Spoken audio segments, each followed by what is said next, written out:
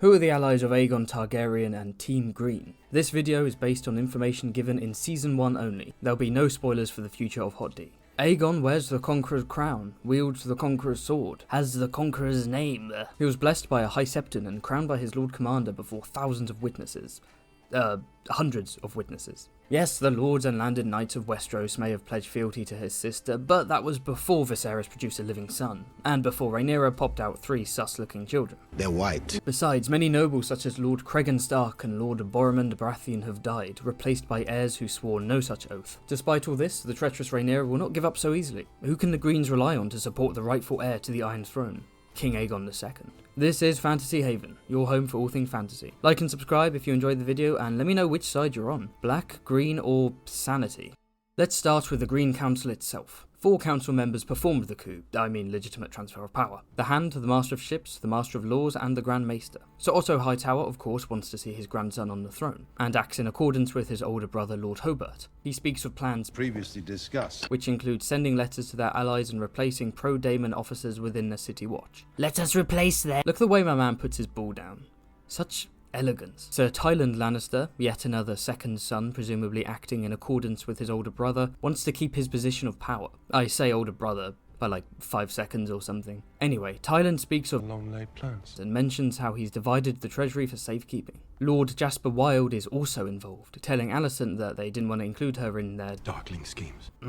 Darkling schemes. That's my new band name. In Fire and Blood, he's called Ironrod, either because he's a strict legalist obsessed with tradition, or if you believe Mushroom, he's got a big old forest around his Stormlands castle. We don't really know what his motivation is in the show so far. Grand Maester Orwyle doesn't really say much during the council, although he doesn't seem perturbed by the revelation of plots and plans and darkling schemes, and even tells Beesbury to sit his old ass down. We can assume that he's part of the coup. In Fire and Blood, he's not. He's basically peer pressured into it. Again, his motivations in Hot D are currently unknown, but considering the Grand Maester is appointed by the Conclave of the Citadel, and the Citadel is an old town which is run by the Hightowers, there may be shenanigans afoot. Lord Commander Harold Westerling and Master of Coin Lord Beesbury were not informed. Neither was Alicent, although she's a driving force behind the coup in Fire and Blood. It's uncertain if Sir Criston knew about the coup in advance, or if he was just going along with it. He's clearly involved in the book, but here Criston seems to have a lot less political agency. And he's clearly Alicent's man more than he is Otto's, so probably not. Otto Hightower counts both Riverrun and Highgarden as allies. Highgarden's the seat of House Tyrell, the overlords of the Reach.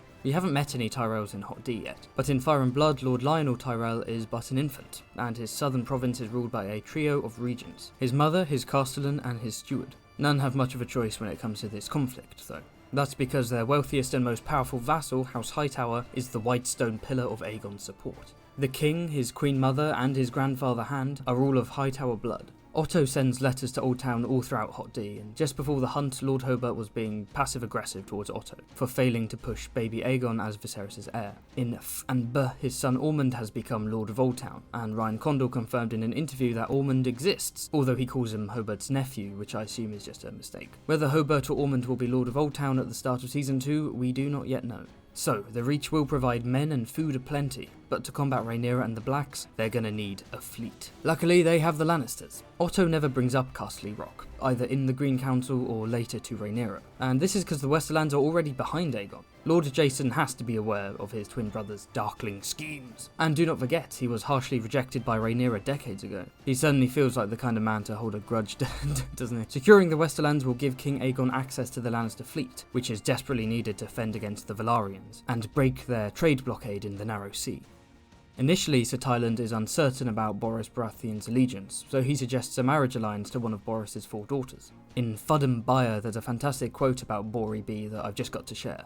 Lord Bormund was stone, hard and strong and unmoving. Lord Boros was the wind that rages and howls and blows this way and that. Otto later tells Rhaenyra that he sent terms to Storm's End. These terms are followed up by something slightly more convincing, an anime prince willing to marry the Lord's daughter, Floris Baratheon. Rhaenyra, on the other hand, sent her second son Lucerys to remind Boros of his father's oath, which doesn't go down too well. Where's the bloody breastplate stretcher? Now! So, it appears that the Greens have the food of Highgarden, the fleet of Castle Rock, the fury of Storm's End, and the men of all 3. But which traitors have called for Rhaenyra? The Crown Land houses directly sworn to Dragonstone, Velaryon, Bar Emmon and Celtigar, as well as a few directly sworn to King's Landing, Darklyn, Massey and Staunton, have decided to join Team Black. The most important of these, of course, are the the Velaryons, the wealthiest house in Westeros, boasting the largest and most powerful fleet. Lord Corlys Velaryon has successfully garrisoned the Stepstones, effectively blocking seaborne trade to King's Landing. We don't know which Crownland houses have sided with Aegon yet, only that these lands are probably just as divided as the realm at large. If you want to learn more about Team Black, check out this video about Rhaenyra's allies. You can also check out my sponsor Daemonscaped. Get it? It's like Manscaped but with Daemon. Stop skipping my meme sponsors, they're funny. If you want to stay fresh for 2 whole decades, sign up for Daemonscaped and enter the code HAVESEX. You can get yourself a variety of hairstyles. How about the elf, or the fuckboy, or even the founding father? Or just like and subscribe to the channel for more Hot D content as well as animated lore videos like this one, thank you bless.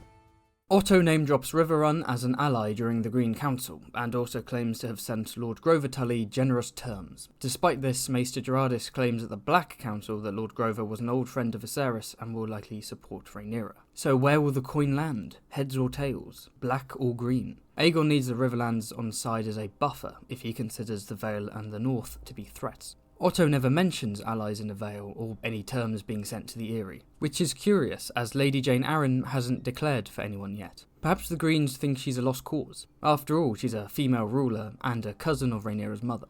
Perhaps the Greens are focusing on bringing the rest of the realm on side, to dash any hopes Lady Arryn may have of backing the Black Queen. The North, likewise, has declared for no one. Finally, a girl is no one. Nope, no. Lord Rickon Stark swore fealty to Rhaenyra, but as Tylan mentioned, it's a stale oath sworn by a dead man. Cregan Stark is the new Lord of Winterfell. Despite this, the Starks are famously honourable. The Northern Beast may not be as involved in southern politics as other great houses, but if stirred from its slumber, it may march south with devastating effect. Otto, you guessed it, has sent Generous terms to Winterfell. Not sure what terms he has left to give at this point. Betroth Cregan to Princess Jaehaera? I don't know. 3 provinces look green, 3 provinces are up in the air.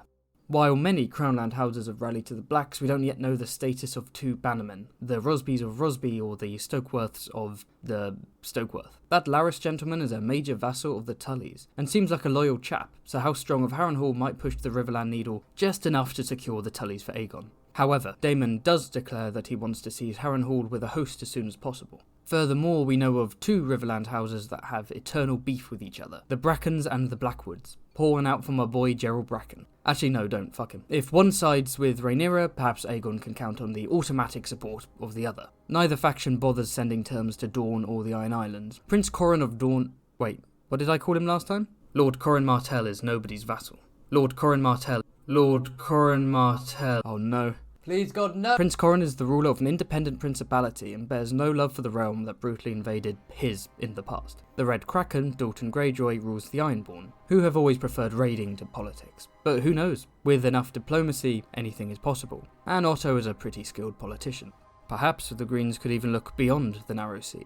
The Triarchy, the alliance consisting of Lys, Myr and Tyrosh that Tyler Lannister won't shut up about, have fought over and lost the Stepstones twice. One time to Daemon and both times to Corlys. If they were ever to pick a side, well, let's just say, it's not going to be the Blacks. In my next video I'll be talking about the dragons of Team Green. If you want to know about the dragons on Rhaenyra's side, check out this video. Or if you want to see an animated lore video, check out this one.